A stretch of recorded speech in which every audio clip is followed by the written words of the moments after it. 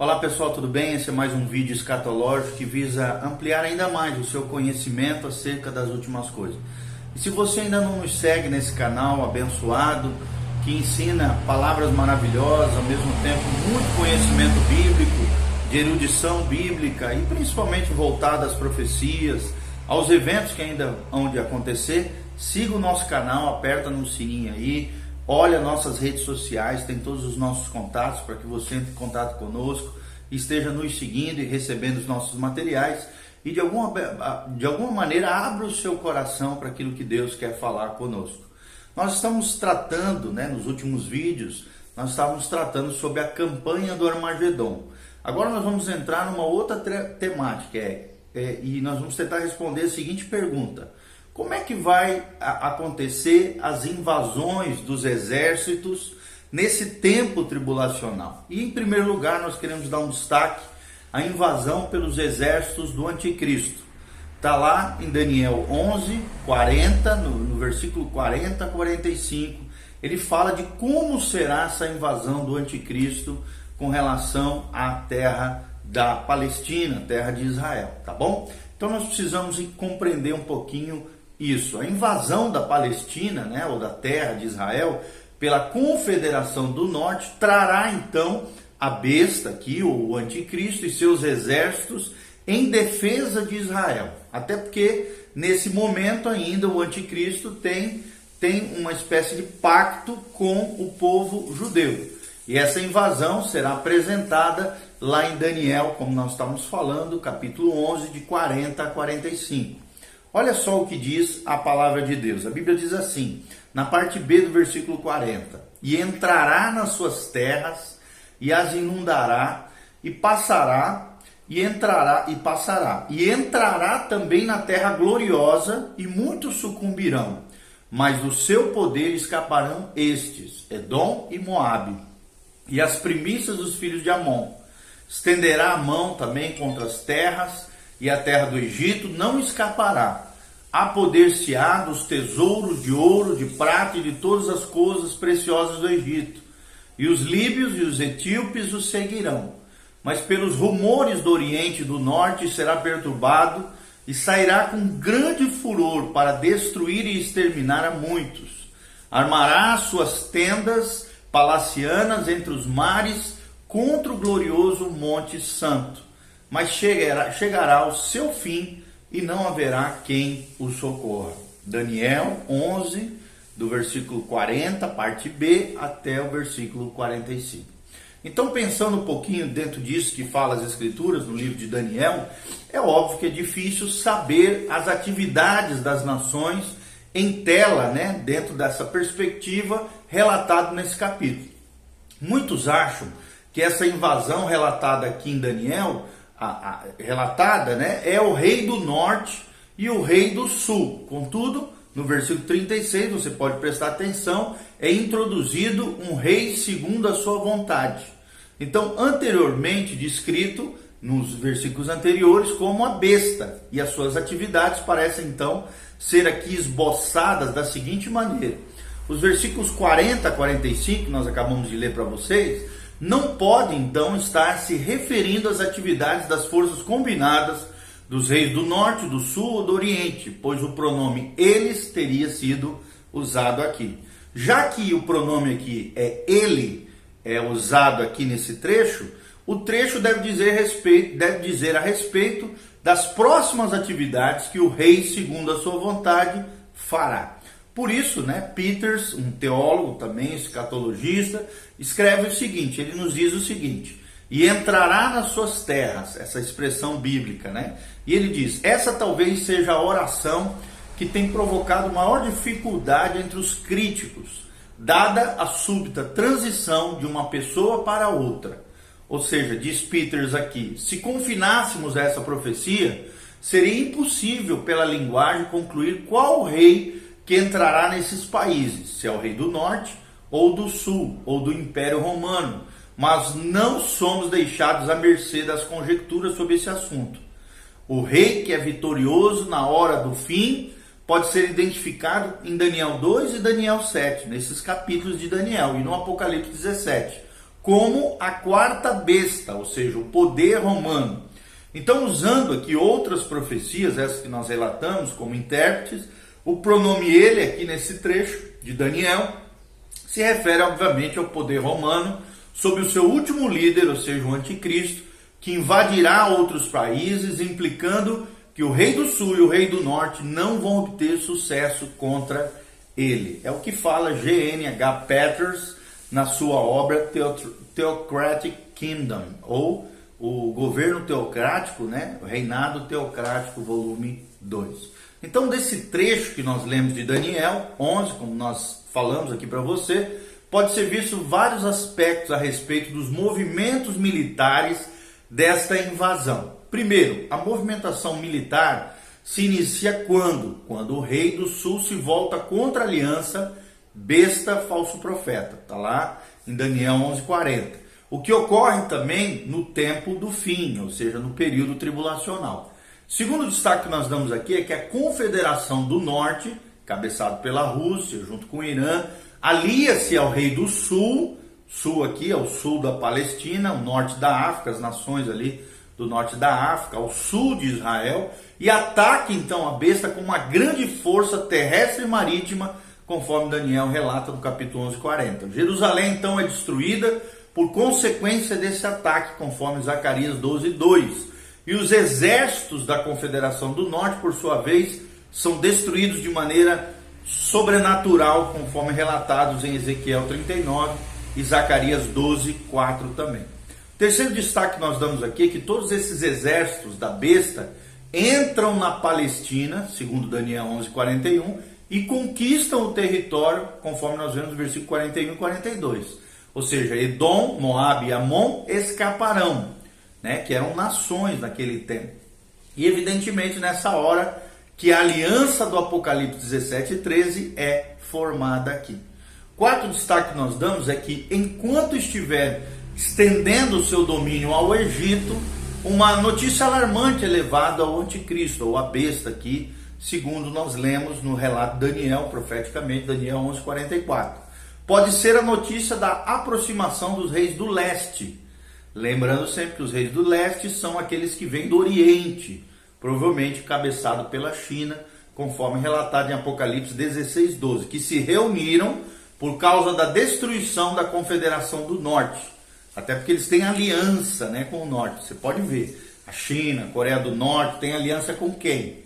Com a Rússia, o Ros, né, de Ezequiel 38 e 39.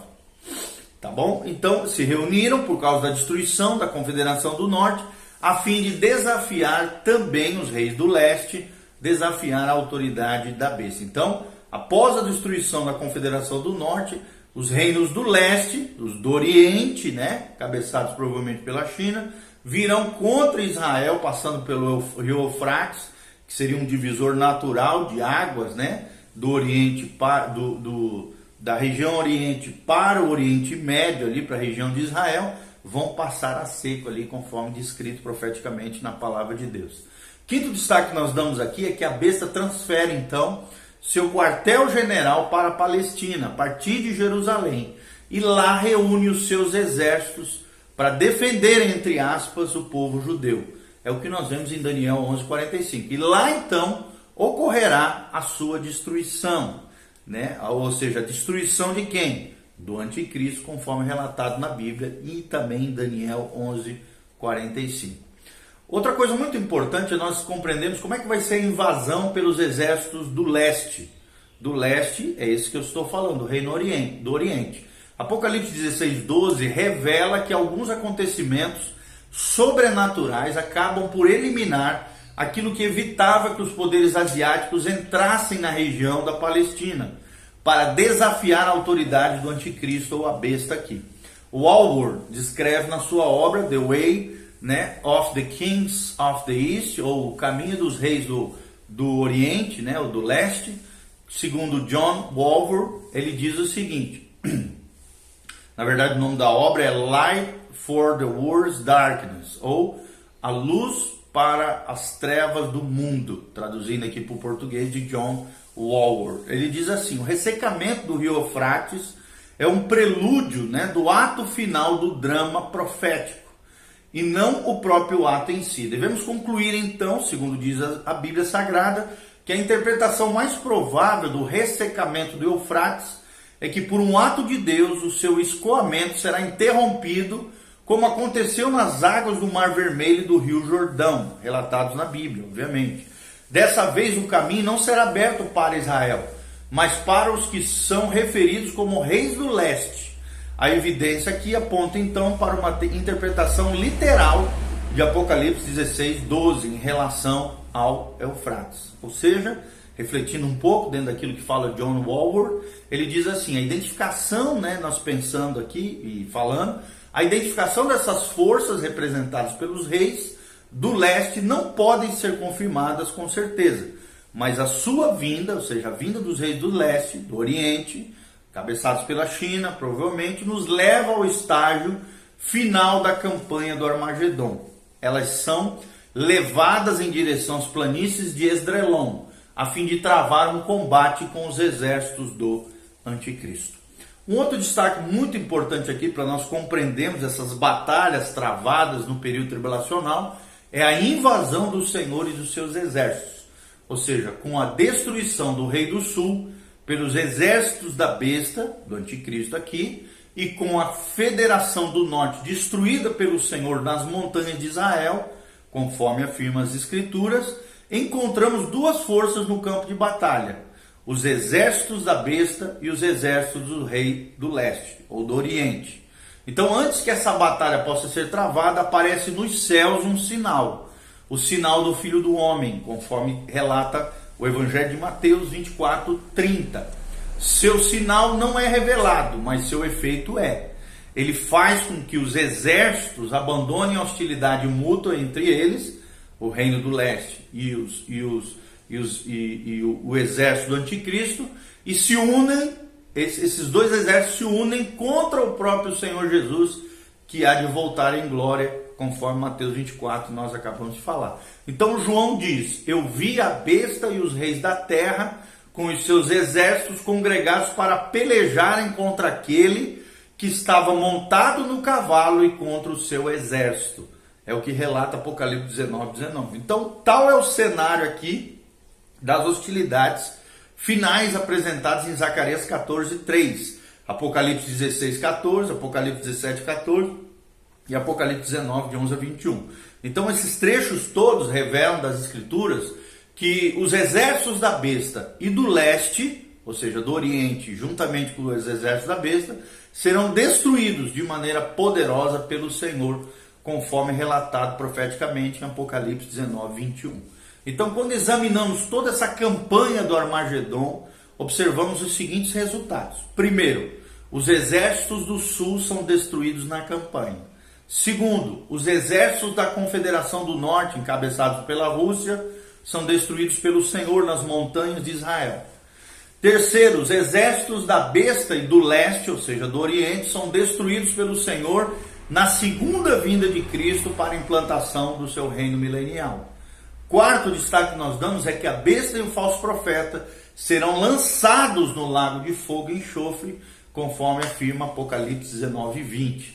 Quinto destaque, os incrédulos são eliminados de Israel, conforme Zacarias 13:8. Sexto destaque que nós trazemos aqui é que os crentes são purificados, graças a essas invasões relatadas em Zacarias 13:9. Satanás, então, é preso por 1000 anos, conforme diz as profecias de Apocalipse 20:2. E dessa maneira o Senhor destrói, então, todas as forças hostis que o desafiaram e desafiaram o seu direito de reinar como Messias sobre a terra. Ok? Então, aqui nós relatamos para vocês, através desses últimos vídeos, sobre a campanha do Armagedon e agora essas invasões dos exércitos contra Cristo e seu reino milenial. E nós, de alguma maneira, queremos trazer esse conhecimento para você. Continua conosco, porque após esse vídeo aqui que nós vamos postar agora, e você vai assistir um outro vídeo que fala sobre os juízos na tribulação. Então continue conosco, entre no site também, betelonline.com.br, eu te convido a entrar nesse site, tem todas as nossas ministrações, ali você pode encontrar toda a coleção escatológica do pastor Volteni, e vai ser uma bênção em nome de Jesus para a sua vida e para o seu coração. Além de todas as minhas ministrações, dos demais pastores da Betel, vai ser uma bênção em nome de Jesus. Também clica no link abaixo, você te segue, aperta no sininho, dá um joinha, deixa seus comentários aqui para nós. De alguma maneira nós queremos responder para você, e na medida do possível, é claro, e também nas nossas redes sociais, de como você semear nesse ministério de pregação do Evangelho, de pregação sobre as coisas da profecia, da escatologia, que é a ciência ou a doutrina que estuda os eventos que ainda hão de por vir, ou das últimas coisas, como diz a teologia sistemática, tá bom? Então, de alguma maneira, que Deus te abençoe. Lembre, põe em ordem a tua casa, te santifique, te consagre. Esses eventos ainda não estão acontecendo, são eventos futuros, mas que profeticamente o Deus que conhece todas as coisas, o Deus onisciente, soberano sobre tudo e sobre todo, que age na história, que tem um plano profético com começo, meio e fim, esse Deus eterno e todo-poderoso, que controla a história humana, há de realizar todas as coisas segundo a sua palavra.